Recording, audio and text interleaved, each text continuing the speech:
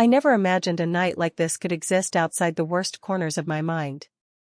The cabin loomed in the forest like a dark secret, its silhouette barely visible through the twisted branches and creeping fog. I had thought I was safe when I stepped inside, but the door slammed shut behind me with a force that rattled my bones. Panic surged through me, my heartbeat hammering as I realized I was trapped. There was no friendly warmth here, no flicker of comfort, just shadows stretching across blood-stained floors and walls. My skin prickled, every sense screaming that danger was near. I tried the door, pulling, pushing, desperate to escape, but it refused to budge. The air was thick, heavy with the metallic scent of blood, and a creeping dread settled deep in my chest. I could hear faint noises, footsteps, a shuffle, a whisper of cloth brushing against the floor. But every time I spun toward the sound, nothing met my eyes. The cabin seemed to breathe with me, alive with the terror that anchored me to its dark corners. My hands trembled as I searched for anything, any object I could use to defend myself, but all I found were broken chairs and the remnants of chaos. Fear became a physical weight pressing down on me, twisting my stomach into knots. I could almost feel the presence of someone, or something, watching, waiting for me to falter. The shadows seemed to stretch and twist around me, hiding horrors I did not dare imagine. And then I heard it, a low, guttural laugh that made the hair on my neck stand on end. My pulse spiked, my lungs burning as I tried to scream, but the cabin swallowed my cries. I knew I had to move, to survive, but every instinct told me I was already too late. Time lost meaning. Minutes became hours as I crept along the walls, trying to make sense of the nightmare around me. Every corner I turned, every floorboard that groaned under my weight, sent shivers racing down my spine. I could see my reflection in a cracked window, pale, wide-eyed, drenched in sweat and terror, and I barely recognized the person staring back. She was fragile, frightened, a girl caught in a storm she could not control. Yet beneath that fear, something began to stir, a flicker of defiance, a spark that refused to be snuffed out by darkness. I do not know how long I had been trapped before I realized the cabin would not release me willingly. Every scream I held back, every heartbeat that thundered in my ears, fueled a growing determination. I would not be a victim. I would not let the shadows claim me. The cabin might be soaked in blood, might be a crucible of horror, but inside me, a fire had begun to burn. And even as terror clawed at me from every corner, I vowed that I would survive this. Somehow, I would find a way out. I hadn't even fully processed the cabin's horrors before I realized I wasn't alone. The sound hit me first, a creak, deliberate and heavy, like the world itself was breathing in time with some dark rhythm. I froze, heart hammering, blood pounding in my ears. And then I saw it. The figure emerged from the shadows, tall and unyielding, wearing a mask that twisted human features into something grotesque and terrifying. Its eyes, or the empty hollows behind the mask, seemed to pierce through the dim light, boring straight into me. My stomach dropped, and a scream clawed at my throat, but before it could escape, it was swallowed by the oppressive silence of the cabin. I tried to move, to run, but my legs felt like lead. The masked figure stepped closer, dragging a blade along the floor. The sound of metal scraping would made my chest tighten, fear coiling around me like a living thing. Every instinct screamed at me to flee, but there was nowhere to go. The walls loomed too close, the floor slick with dried blood from some unknown horror. My mind raced, picturing every possible way to escape, but the truth was terrifyingly clear: this thing was hunting me. The first strike came in a blur, swift, precise, and intended to kill. I barely managed to duck, the air from the swing slicing my hair, sending shivers down my spine. Panic and rage collided inside me, fueling my desperation. I grabbed a broken chair, swinging wildly, hoping to slow it down, to make it hesitate even for a moment. Its mask tilted, observing me like a predator studying a cornered animal, and then it lunged again, relentless. Every movement I made, every breath I drew, felt like survival balanced on a knife's edge. The sound of the cabin. The groaning floors, the drip of water or blood, my own ragged breathing, became a soundtrack to the hunt. I realized this was no random attack. This creature was deliberate, methodical, testing me, teasing me, waiting for me to slip. Pain flared as it grazed me with the edge of the blade, and I stumbled, heart hammering, sweat mingling with the blood that now stained my skin. But something inside me hardened.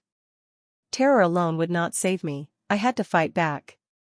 I studied its movements, small tells in its rhythm, and found openings where I could strike. The battle became a twisted dance of survival, a deadly game played in a room soaked with fear and shadow. Every strike I landed was small, but it fueled me, letting me taste the possibility of survival. The masked killer may have struck first, but I refused to be struck down. I would not be its next victim. If you want, I can continue with the next 2,200 character passage. 4 limbs torn and screams unleashed, escalating the gore and chaos even further. The cabin became a nightmare made flesh, a living hell where every shadow seemed to twitch with malice. The masked figure moved with terrifying precision, and I realized too late that this was no ordinary attack, it was a slaughter, a meticulously orchestrated dance of pain. My hands shook, bloodied from clawing at broken furniture, as I struggled to keep my footing on the slick floor. Every step felt like walking through a waking nightmare, every breath thick with the coppery scent of blood that coated the cabin. The first scream ripped from my throat when I caught sight of what it had done. Limbs, broken, twisted, and torn, lay scattered across the floor, the air thick with agony. My stomach churned, bile rising, and yet some grim part of me refused to look away. Each horrifying scene pressed into my mind like a hammer, shaping me into something different, something raw and feral. The sound of agony, my own heartbeat pounding in my ears, became the rhythm of survival. I tried to fight back, swinging with anything I could find, but the masked killer was relentless. It moved with inhuman speed, striking and retreating, tearing through anything that resisted. Pain exploded along my arms when it slashed me, burning with each shallow cut that became a river of red. The floor beneath me was slick, each step a precarious gamble between life and death. Every scream I uttered, whether mine or some unrecognizable echo in the darkness, blended into a symphony of terror that filled the cabin's walls. Time dissolved. Minutes, hours, seconds, it all blurred into a haze of blood, fear, and adrenaline. I could hear the rasping of the killer's breaths, the scrape of the blade, the wet thud of flesh against wood. I realized I could not outrun it, I could not simply survive, I had to fight, to become something harder, sharper, more merciless. My limbs ached, every muscle screaming, yet a cold, determined fury settled in my chest. Pain became fuel, fear became clarity. Then, amidst the chaos, I struck. Not a calculated blow, not a tentative swing, but raw, unrestrained force. Pain and rage collided, and I felt something inside me awaken, a primal instinct I had never known. The masked figure faltered for a moment, and I seized it, teeth gritted, hands gripping, refusing to yield. The screams of the cabin mingled with mine, echoing off the blood-soaked walls. I was no longer just a girl trapped in terror. I was something forged in pain, sharpened by cruelty, and unbroken, even as the cabin itself seemed to drip with the carnage we had unleashed. If you want, I can now continue with rising fury, fighting back, where the character transitions from survivor to vengeful fighter, fully immersing in gore and rage. Fighting back from the first-person female POV. Pain had become my ally. Every cut, every burn, every bruise was a reminder that I was still alive, still breathing, still capable of fighting back. The cabin no longer felt like a trap, it was a crucible, a place where fear forged something darker inside me. The masked killer had underestimated me, assumed terror alone would render me weak. How wrong it had been. With every strike I dodged, every blow I landed, a fire burned brighter in my chest, a fury that refused to be contained. I grabbed a heavy piece of wood, jagged at the edges, and swung it with everything I had. The sound of it connecting against the killer's arm echoed through the cabin, mingling with a pained grunt that tasted like victory. Adrenaline surged, pumping through my veins like liquid fire. I could feel my senses sharpen, every creak of the floor, every whisper of movement, every glint of steel in the dim light. It all became part of a deadly rhythm. I was no longer just reacting, I was hunting, calculating, striking with precision born of sheer survival instinct. The masked figure lunged at me again, but this time I met its attack head-on. I twisted, ducked, and swung, the jagged wood biting into flesh.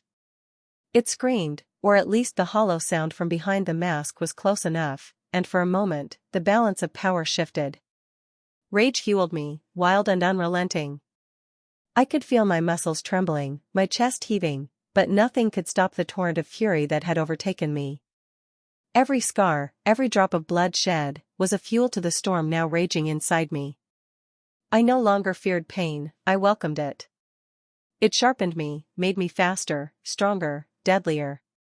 The cabin, soaked in the aftermath of terror, became my arena. I struck again, each blow more deliberate, more vicious than the last. The masked killer faltered, hesitated, and I knew the tide had turned. I could taste it. The intoxicating mix of fear and power, the raw thrill of fighting back against someone who had thought me weak. By the time the struggle ended, my body was battered, my clothes torn and stained, but I stood tall. The killer lay still, or at least no longer moving with the menace it had before. My breaths came ragged, shallow, each one a victory in itself. I was no longer the girl who had been trapped in terror moments ago. Something inside me had shifted, awakened. I was fierce, unyielding, and merciless, and nothing, not even the darkness of that blood-soaked cabin, could break me again. The taste of blood lingered in the air, sharp and metallic, and I realized with a cold clarity that I was no longer the same person who had stumbled into this cabin in terror. Every scream, every cut, every brutal strike I had endured had stripped away who I once was. The girl who had trembled behind locked doors, who had begged for mercy in the shadows, was gone. In her place stood something sharper, darker, and unflinching, a predator awakened by pain, honed by fear, and fueled by fury. I moved through the cabin with purpose now, every step deliberate, every glance measured. The shadows that had once suffocated me now seemed to bend to my will, revealing weaknesses and openings, whispering secrets only a survivor could understand. My hands, stained and trembling at first, now gripped weapons with precision. Every corner held no fear, only opportunity. I had learned the rhythm of terror, and now I wielded it like a weapon. The masked killer, once a looming force of death, lay sprawled in defeat, or perhaps terror had finally touched it as it realized the hunter had become the hunted. I studied its still form, feeling no remorse, no hesitation. Mercy had no place here. The cabin was my domain, the chaos within it mine to command. I stepped over the remnants of the battle, my clothes soaked in a mixture of sweat and blood, my hair matted, and my body aching, but it mattered little. Pain no longer defined me, it empowered me. I could hear the faint sounds of the night outside, the world moving as if oblivious to the carnage within.